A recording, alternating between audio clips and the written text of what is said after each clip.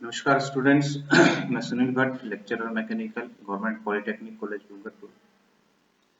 आज जो हम स्टडी करेंगे वो कॉलम और स्टड यानी एमई 201 जो सब्जेक्ट है हमारा स्ट्रेंथ ऑफ मटेरियल, उसके अंदर जो 9th यूनिट है कॉलम और स्टड यानी अ, इनका हमने बेसिक स्टडी जो है लास्ट लेक्चर में हमने किया था। कॉलम और स्टड क्या होते हैं, इनकी डेफिनेशन, इनके किस किस तरीके के लोड इन पे लगते हैं, क्या एप्लीकेशन है, ये सारी चीजें हमने देखी थी।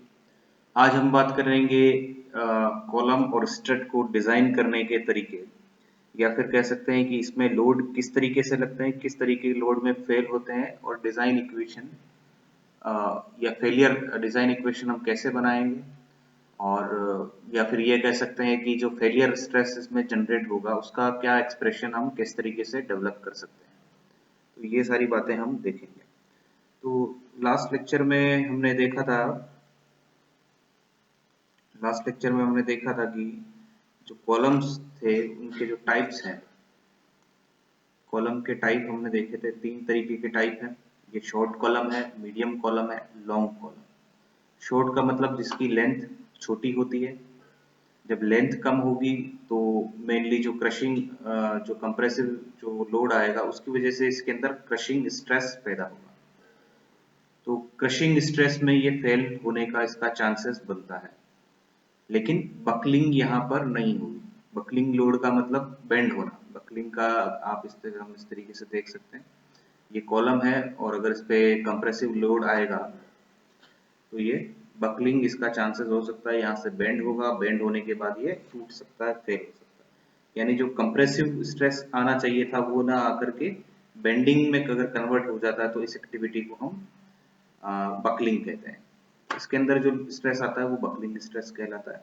तो कुछ कॉलम या स्टड बकलिंग में फेल होते हैं और कुछ सिंपल क्रशिंग में फेल होते हैं। जैसे ये छोटा वाला है तो ये क्रशिंग में फेल होगा। ये वाला अगर लेंथ इसकी ज्यादा है, लॉन्ग कॉलम है, तो ये बकलिंग में फेल होने के चांसेस ज्यादा है। और मीडियम कॉलम जो होगा ये दोनों तरीके में फेल हो सकता है। तो जिसके अंदर जो स्ट्रेसेस क्रिटिकल होगा उसमें इसका फेलियर माना जाएगा। तो हम बात करते हैं, ये तो हो गया लोड के टाइप और फेल होने के तरीके। अब हम बात करते हैं कि अगर बकलिंग में अगर फेल हो रहा है, क्योंकि सबसे ज्यादा क्रिटिकल कोई अगर कॉलम है, लॉन्ग कॉलम है, तो बकलिंग का ध्यान उसमें रखा जाता है। क्रशिंग में जो सिंपल स्ट्रेस स्ट्रेन वाले जो कॉन्सेप्ट है उसी से काम चल जाएगा। अब हम देखते हैं बकलिंग में किस तरीके से फेल होगा, उसको प्रिवेंट करने के क्या तरीके हैं। तो सबसे पहले वो जो बकलिंग स्ट्रेस आएगा वो निकालते कैसे हैं वो जरा हम देखते हैं। तो इसके लिए क्या है, आयलर्स थ्योरी यूज में ली जाती है। तो उस थ्योरी के क्या कॉन्सेप्ट है, क्या एजम्पशन है, वो हम देखते हैं। सबसे पहले देखिए statement, column and studs which fail by buckling may be analyzed by Euler's theory. यानी जो कॉलम या स्टड जो कि बकलिंग से फेल होते हैं उनका एनालिसिस आयलर्स थ्योरी से करते हैं। अब इसमें क्या क्या एजम्पशन है वो जरा देखिए। The column is initially straight. जब कॉलम जो होगा वो सबसे पहले स्ट्रेट माना जाएगा, स्ट्रेट होगा। The cross section is uniform through out. दूसरा एजम्पशन होगा through out length cross section एक जैसा होगा। The line of thrust coincide exactly with the axis of the column। यानी कॉलम का जो एक्सिस होगा उसी एक्सिस पर लोड या फोर्स लगेगा। ये हम उसमें मान करके फिर एनालिसिस करेंगे। यानी एक्सिस एक्सिस पर ही लोड लग रहा है, एक्सिस के अलोंग ही लोड लग रहा है। The material homogeneous and isotropic. Material की जो प्रॉपर्टीज होगी वो एक जैसी, होमोजेनियस का मतलब अलग अलग पॉइंट पर एक जैसी, और डायरेक्शनल भी एक जैसी। The shortening of column due to axial compression is negligible। तो जब हम बकलिंग का एनालिसिस कर रहे हैं तो हम एक्सियल कंप्रेशन की वजह से जो डिफ्लेक्शन आता है या तो उसके अंदर जो उसकी वजह से जो डिफॉर्मेशन आता है उसको हम नेग्लिजिबल मानेंगे। तो यहाँ देखिए अलग अलग केसेस होते हैं। जैसे ये डायग्राम में आप देखिए, ये हमारे पास अलग अलग केसेस हैं कॉलम के लिए। अब कॉलम का बकलिंग में फेल होना सिर्फ लेंथ पर डिपेंड नहीं करता है, या सिर्फ लोड पर डिपेंड नहीं करता है, या फिर सिर्फ क्रॉस सेक्शन पर डिपेंड नहीं करेगा, ये इन सारी बातों पे डिपेंड करेगा। इसके अलावा एक और चीज पे डिपेंड करेगा कि यहाँ पर हमने कनेक्शन कैसे कर रखे।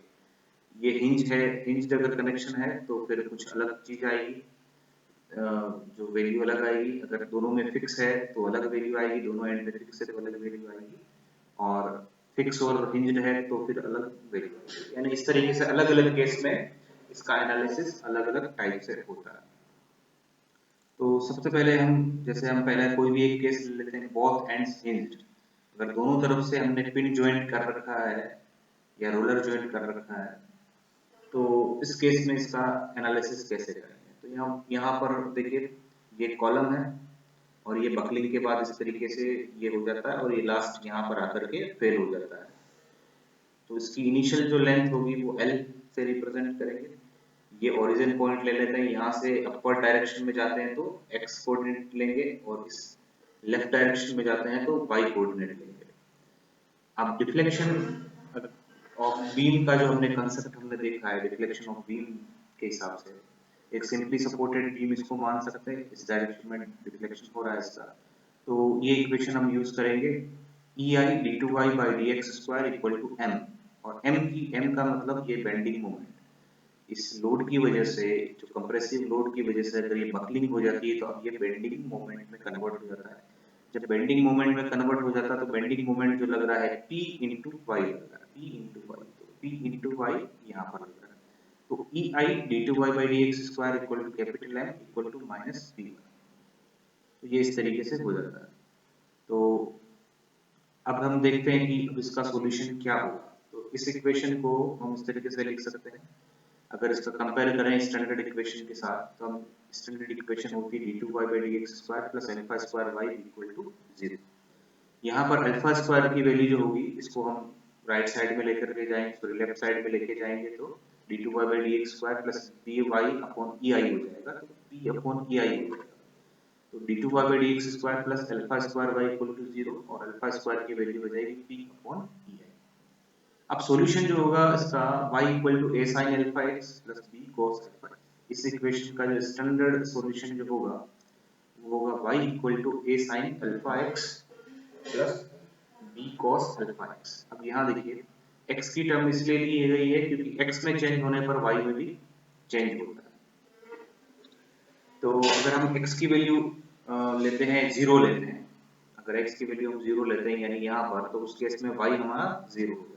देखिए x equal to 0 then y equal to 0, ये इक्वेशन में रखेंगे तो 0 equal to sin alpha x, ये 0 हो जाएगा, तो सिर्फ ये बचेगा b cos अल्फा 0। अल्फा 0 का मतलब cos 0, cos 0 का मतलब होता है 1, यानी 0 इक्वल टू b, तो b की वैल्यू यहाँ पर आ जाएगी 0। अब नई इक्वेशन जो होगी हमारे पास y equal to a sin alpha x, क्योंकि ये b 0 आया है तो ये टर्म हट जाएगी। तो नई इक्वेशन इसका सॉल्यूशन सिर्फ इतना सा रहेगा हमारे पास, y equal to a sin alpha x, क्योंकि b की वैल्यू यहाँ पर 0 हो चुकी है। अब मान लीजिए मैं x की वैल्यू l रखता हूँ, तो y अगेन x की वैल्यू अगर मैं l रखता हूँ ये पूरा, तो y हमारे पास हो जाएगा अगेन 0 हो जाएगा। x की वैल्यू अगर मैं l रखता हूँ तो y equal to 0, y equal to 0 इसमें रखता हूँ तो 0 equal to a sin alpha l, तो a sin अल्फा l बराबर 0, यानी sin अल्फा l बराबर 0, और साइन अगर 0 अगर रखना है तो साइन 90 रखेंगे यानी साइन पाई।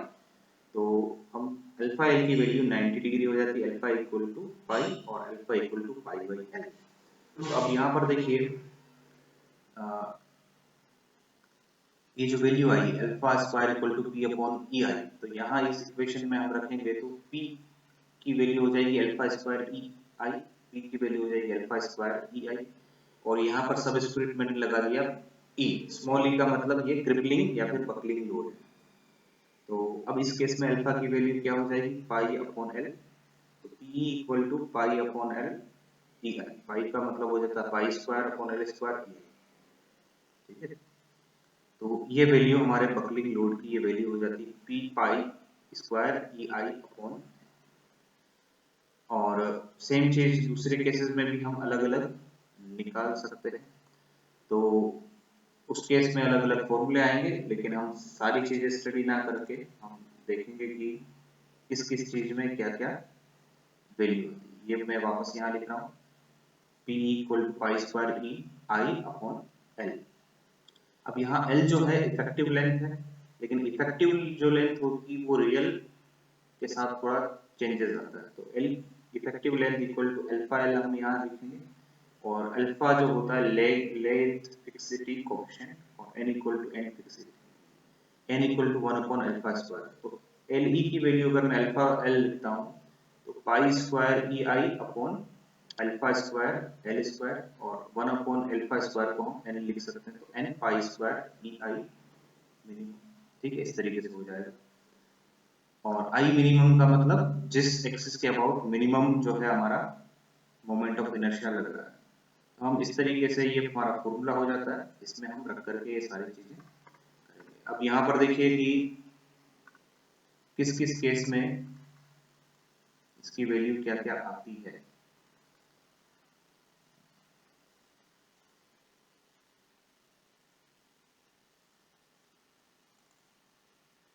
यहाँ पर देखिए जो एल इफेक्टिव है उसकी वैल्यू, अगर बोथ एंड अगर हिंज्ड है तो एल इफेक्टिव की वैल्यू एल ही रहेगी। अगर एक फिक्स है और एक पिन है तो एल इफेक्टिव की वैल्यू 0.7 एल रहेगी, और यदि बोथ एंड फिक्स है तो एल इफेक्टिव की वैल्यू 0.5 एल रहेगी, और अगर वन फिक्स और वन फ्री है तो एल इफेक्टिव की वैल्यू 2 एल रहेगी। तो एल इफेक्टिव की वैल्यू हम चेंज करेंगे, जो भी केस होगा उसके अकॉर्डिंग एक्सप्रेशन बनेगा, और उसके अकॉर्डिंग हम डिजाइन इक्वेशन लिखेंगे। अब यहाँ देखिए कि डिजाइन इक्वेशन में हम क्या करेंगे, जो भी हमारे पास ये वैल्यू आएगी सेफ डिजाइन के लिए हम क्या करेंगे, जो स्ट्रेस होगा अप्लाइड, जो मटेरियल का जो स्ट्रेस होगा वो